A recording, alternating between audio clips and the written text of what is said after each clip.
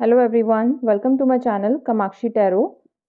ये जो रीडिंग है उसमें पिक अ कार्ड रीडिंग होने वाली है और इसमें जो 8 ऑफ अगस्त को लॉयंस गेट पोर्टल जो ओपन हो रहा है उसके रिगार्डिंग हम देखेंगे कि वो जो एनर्जी पोर्टल है आपकी लाइफ में क्या क्या चेंजेस लेकर आ रहा है।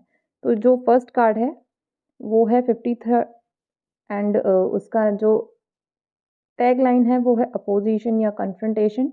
सेकेंड कार्ड है 24 और इसका जो टैग लाइन है सैटर्न या फिर स्ट्रक्चर। तो आप इन दोनों कार्ड में से किसी भी कार्ड को सेलेक्ट कर सकते हैं जो कि आपके साथ रेजोनेट कर रहा हो।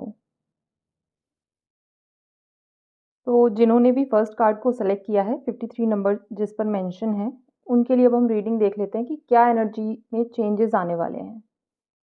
तो इसमें जो पहला कार्ड आया है वो है टू ऑफ सॉर्ड्स का कार्ड। स्टार्टिंग में आपको ऐसा फील होगा कि आप डिसीजन नहीं ले पा रहे हो और मतलब सारी रिसोर्सेज आपके पास हैं, आपको पता है एग्जैक्टली आपको क्या करना है, बट स्टिल एक जो डिसीजन मेकिंग पावर है वो कहीं ना कहीं आपकी हॉल्ट हो सकती है। लेकिन ये स्टार्टिंग की एनर्जी है और ये जो एनर्जी है वो ज़्यादा देर तक कैरी ऑन नहीं होने वाली है। रीज़न बीइंग जो नेक्स्ट कार्ड है वो है किंग ऑफ कप्स और किंग ऑफ पेंटिकल्स का कार्ड।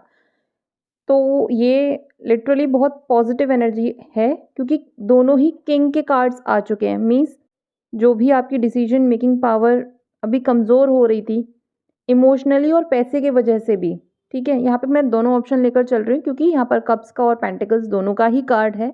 तो फ्यूचर में वो चीज़ें आपकी चेंज होने वाली हैं इस एनर्जी पोर्टल की वजह से। यहाँ पर आप इमोशनली स्टेबल हो पाओगे।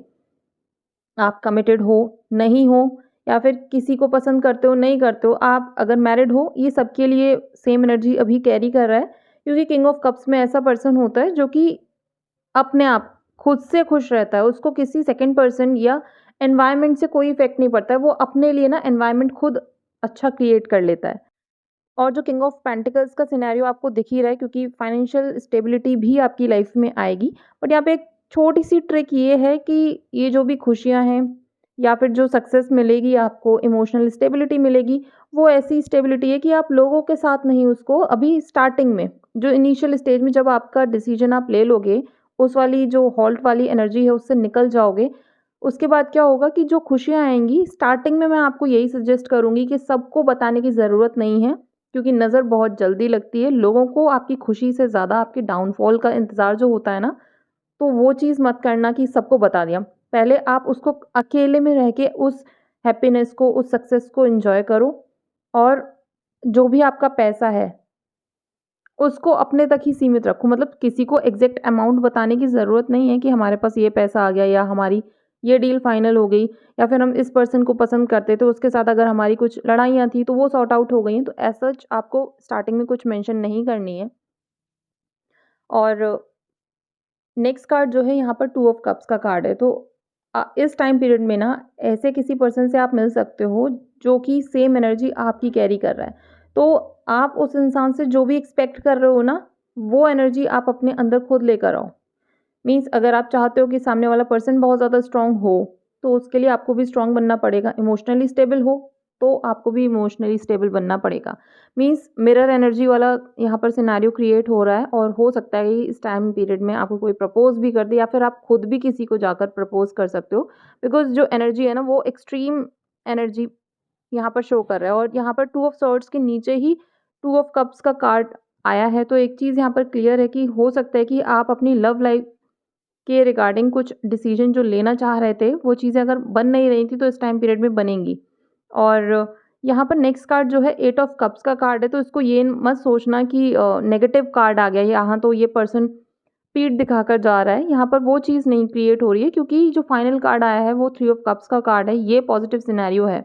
आप में से कुछ लोगों का अगर ब्रेकअप भी हुआ है, वो म्यूचुअल ब्रेकअप हो सकता है और ये ब्रेकअप एज़ सच नहीं है कि आप फ्यूचर में बात नहीं करोगे। यहाँ पर ये है कि अभी चीज़ें सॉर्ट आउट नहीं हो पा रही हैं, तो आप थोड़ा-सा अपने लिए टाइम ले सकते हो और शायद यही वजह रहेगी कि फ्यूचर में आप अपने उस पर्सन के साथ मिल पाओगे या फिर आपके अगर कुछ ऐसे पुराने फ्रेंड्स हैं जिनके साथ अभी आप कॉन्टैक्ट में नहीं हो, तो उनके साथ आप कॉन्टैक्ट में भी आ पाओगे। ये जो एनर्जी है, आपको इमोशनल और फाइनेंशियल स्टेबिलिटी की तरफ लेकर जा रही है, बट अगर आप ये एक्सपेक्ट कर रहे हो कि आप घर में बैठकर सारी चीज़ें आपके लिए भगवान कर देगा कि ऊपर से बारिश हो जाएगी, तो वो चीज़ नहीं है, आपको खुद से एक्शंस लेने पड़ेंगे। और यहाँ पर आप मतलब अपने फ्रेंड्स के साथ टाइम स्पेंड कर सकते हो। और जो मैंने आपको पहले ही कॉशन दिया था कि आपको सारी चीज़ें रिवील नहीं करनी है। आपकी लाइफ में जो भी पॉजिटिव है, नेगेटिव है, अपने तक रखना, क्योंकि ये एनर्जी ऑब्वियसली आपके लिए अगर अच्छी है तो दूसरों के लिए भी कुछ ना कुछ चेंज लेकर आएगी। अब वो एनर्जी सामने वाले इंसान की आपके साथ मैच करेगी, नहीं करेगी, उसका आइडिया नहीं है। तो इसलिए आप अपनी खुशियों को अपने तक रखो। हाँ, लोगों के साथ मिलना, क्योंकि ये टाइम पीरियड जो कि 3 ऑफ कप्स है वो शो भी कर रहा है कि यहाँ पर आपकी जो है किसी के साथ पर्सनल मीटिंग भी हो सकती है और प्रोफेशनल मीटिंग भी हो सकती है। मीन्स फ्रेंड्स के साथ भी, या फिर अपने अगर आप लाइफ पार्टनर सेलेक्ट करना चाह रहे हो तो ये टाइम उसके लिए भी है कि यहाँ पर चीज़ें हो रही हैं। तो सबको सारी इन्फॉर्मेशन नहीं देनी है, क्योंकि बहुत अच्छा और पॉजिटिव टाइम है, लेकिन कुछ लोगों से आपके कनेक्शन ख़त्म भी होंगे। नेगेटिव वे में ख़त्म नहीं हो रहे हैं, आप उनको क्लियरली बोलोगे कि इमोशनल एस्पेक्ट फुलफ़िल नहीं हो रहा है और इसको कैरी ऑन करने से बेहतर है कि हम अलग-अलग अपनी लाइफ़ को स्पेंड करके देखते हैं, सो दैट कि चीज़ें सॉर्ट आउट हो पाएँ। जब आपकी लाइफ में इमोशनल स्टेबिलिटी आएगी, उसके साथ-साथ आपकी फाइनेंशियल स्टेबिलिटी और आपके जो पुराने फ्रेंड्स हैं ना, जो जिनसे आप मिल नहीं पा रहे हो, वो लोग भी आपके सपोर्ट में आ जाएँगे। तो ये रीडिंग अगर आपके साथ रेज़ोनेट की हो, तो do like, share, comment and subscribe to my channel. जिन्होंने भी सेकंड कार्ड सेलेक्ट किया है, सैटर्न वाला जिस पर 24 नंबर है, आप लोगों के लिए ये जो एनर्जी पोर्टल है, वो क्या लेकर आया है, अब हम इसको देखते हैं।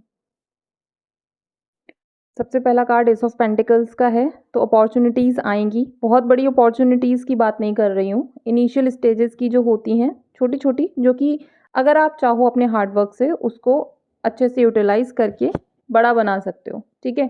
क्योंकि अगर आप इमेज में अगर देख पा रहे हो तो यहाँ पर पेंटिकल्स है और मतलब कॉइन है, गोल्ड कॉइन है एक हाथ के अंदर, और उसी के नीचे राइट हैंड साइड पे अगर आप देख रहे हो तो एक ओवल शेप क्रिएट हो रही है, जो कि सिम्बलाइज़ करती है वर्ड को, जो कि वर्ड कार्ड है, वो कंप्लीशन का कार्ड होता है, जहाँ पर आपकी सारी चीज़ें फुलफ़िल हो जाती हैं। तो मीन्स आपको इनिशियल अपॉर्च्युनिटी प्रोवाइड की जाएगी इस एनर्जी पोर्टल की हेल्प से, और उसको आप अपने अकॉर्डिंग जैसे भी यूटिलाइज़ करोगे, उसका आउटकम वैसा रहने वाला है। मीन्स पॉज़िटिव ही रहेगा ऑब्वियसली, पॉज़िटिव एनर्जी है। नेक्स्ट कार्ड आया है, फूल एनर्जी का कार्ड है, तो यहाँ पर एक चीज़ क्लियर कर दूँ, ये जो एनर्जी पोर्टल है, नो डाउट आपके लिए अपॉर्च्युनिटीज़ ज़रूर लेकर आ रहा है, लेकिन कुछ ऐसे पाथ होंगे जहाँ पर आपने कभी कुछ किया ही नहीं है। मीन्स जिस भी फ़ील्ड में आप कर रहे हो सकता है कि डिफरेंट फ़ील्ड से आपको कोई ऑप्शन मिल जाए, आपको आइडिया नहीं है कि इसको मुझे कैसे करना है, नहीं करना है। नो डाउट कोई आपको पीछे से सपोर्ट करता रहेगा, लेकिन ये जो सपोर्ट है, जो इंसान आपको सपोर्ट कर रहा है, वो भी ऐसा इंसान होगा जिसको भी उसके बारे में नहीं आइडिया है कि एग्ज़ैक्टली ये इस बात पे चलना कैसे है। तो वो सिर्फ़ आपके लिए फ़िक्र करेगा कि ये जो रास्ता है पता नहीं कैसा है, कैसा नहीं है। वो सिर्फ़ आपको मतलब इमोशनल सपोर्ट की मैं बात कर रही हूँ, यहाँ पे वैसा सपोर्ट मिलेगा। तो जो भी आप पाथ डिसाइड करोगे, पहले उसके बारे में सारी इन्फॉर्मेशन ले लेना। रीज़न बीइंग यहाँ पर जो नेक्स्ट कार्ड है वो 6 ऑफ सॉर्ड्स का कार्ड है, जो कि शो कर रहा है कि आपका प्लेस चेंज हो सकती है, आप चाहो ना चाहो। बट ऐसा नहीं है कि ये आपको स्ट्रेस देगा, ये आपका स्ट्रेस रिलीव करेगा, और इट माइट बी पॉसिबल आप अपनी फैमिली के साथ स्ट्रेस को रिलीज़ करने के लिए कहीं जा भी सकते हो घूमने के लिए। नेक्स्ट कार्ड है, 8 ऑफ सॉर्ड्स का कार्ड है, और हो सकता है कि आपका जो ऐसी एनर्जी क्रिएट हो रही है ना, जहाँ पर आप पता है आपको एक्शन क्या लेना है, चाहे वो आपकी पर्सनल लाइफ़ है, प्रोफ़ेशनल लाइफ़ है, जो भी सिनेरियो है, ठीक है? चाहे आप बिज़नेस कर रहे हो, आपको सारे स्टेप्स पता हैं, बट आपके अंदर एक जो वो फ़ियर है ना, वो फ़ियर आगे नहीं बढ़ने दे रहा है। मैं आपको सजेस्ट करूँगी कि कुछ भी ऐसी मेडिटेशन या फिर आप ग्रैटिट्यूड शो करो। धीरे-धीरे ये जो फ़ियर है इसको रिलीज़ करो, क्योंकि जब तक ये फ़ियर रिलीज़ नहीं होगा, आपकी जो एग्ज़ैक्ट आप करना चाहते हो ना, उसको एक्वायर कैसे करोगे? क्योंकि ये मेजर जो सेटबैक है आपकी लाइफ़ में, वो आपके फ़ियर की वज़ह से ही है। आप या तो फ़ियर के चक्कर में इतना ज़्यादा सोच लेते हो कि एक्शन नहीं लेते हो, या फिर उस फ़ियर को इतना ज़्यादा नेग्लेक्ट कर लेते हो कि एक्शन इतनी स्पीड से लेते हो कि बाद के जो कॉन्सिक्वेंसेज़ हैं, वो आपको समझ में नहीं आते और आपको ऐसा लगता है कि ये तो एकदम से क्या हो गया? तो थोड़ा-सा इस सिनेरियो को चेंज करने की ज़रूरत है, और ये जो नेक्स्ट कार्ड है ना 10 ऑफ कप्स का कार्ड, ये भी बहुत पॉजिटिव कार्ड है।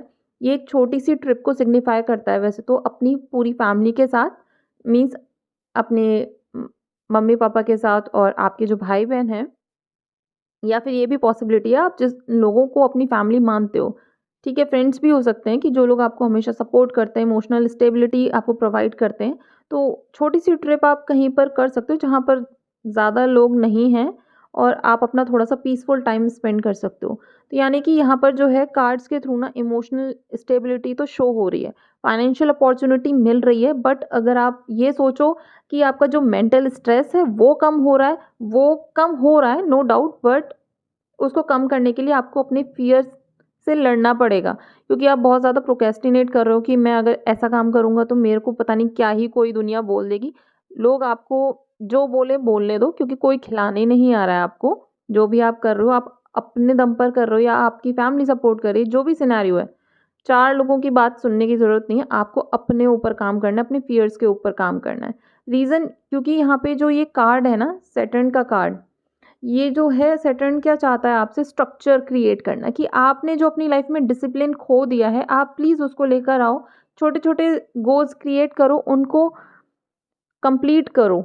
रैंडमली मतलब ऐसा होता है ना कि हमने कुछ भी चीज़ सोची और उसको करना शुरू कर दिया, ये नहीं करना है आपको। आपको पहले प्लान क्रिएट करना है, और प्लान ऐसा नहीं कि बहुत बड़े-बड़े प्लान बना लिए, उसको नहीं कर पा रहे। एक सिंपल सा प्लान रखो कि भाई मुझे आज दिन में 1 घंटे अपने इस प्रोजेक्ट के बारे में पढ़ना है, दैट्स इट। ये नहीं कि मुझे सुबह उठना है, ये करना है, वो करना है, नहीं। जो मेन पॉइंट है, आप उसको कितना टाइम दोगे, आप बस उसको जस्टिफाई करो।